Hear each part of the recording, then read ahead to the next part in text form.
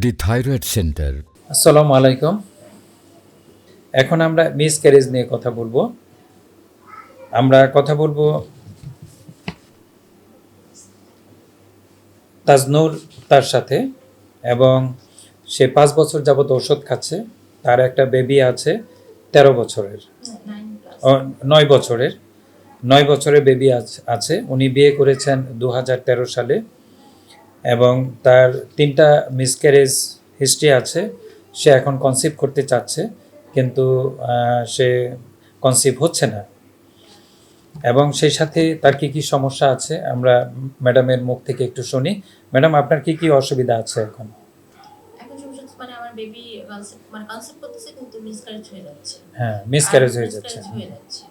আর হচ্ছে যে আমি মানে কোনো কিছু নেই, টেনশন নেই, কিন্তু তারপরে দেখা যাচ্ছে যে একটা টেনশন কাজ করতেছে, বুক ধরপড় করতেছে। আর এটা যখন বেশি হয় তখন দেখা যাচ্ছে যে আমার বাথরুম হচ্ছে, তারপর আবার ২-৩ বার বাথরুম হওয়ার পর তারপর আবার মনে হচ্ছে একটু স্থির হয়ে যাচ্ছে, মানে এই।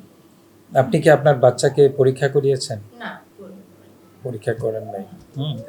তা আমরা আজকে ওনাকে সচেতন করতে চাই যে থাইরয়েড সমস্যা মিসক্যারেজ এবং বাচ্চা না হওয়ার জন্য একটি অন্যতম কারণ, এবং এটা উনি আজকে জানতে পারলেন। এবং সেই সাথে ওনার যে বাচ্চা আছে অলরেডি, তারও চেক আপের আওতায় আনতে হবে, স্ক্রিনিংয়ের আওতায় আনতে হবে, এবং এই থাইরয়েড সমস্যা যথাযথভাবে চিকিৎসা গ্রহণ করা অত্যন্ত প্রয়োজন। কারণ তার সাথে তার যে শারীরিক এবং মানসিক সমস্যাগুলো রয়েছে, যে অ্যাংজাইটি নিউরোসিসে ভুগছেন, এই জিনিসটাও কিন্তু আমাদের মাথায় রাখতে হবে।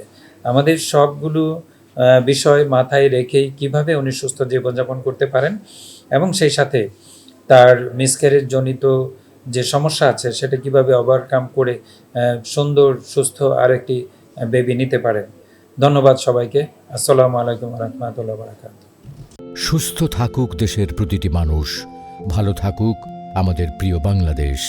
মানবতার কল্যাণে সবার পাশে সবার আগেই থাকবে দি থাইরয়েড সেন্টার, ইনশাআল্লাহ।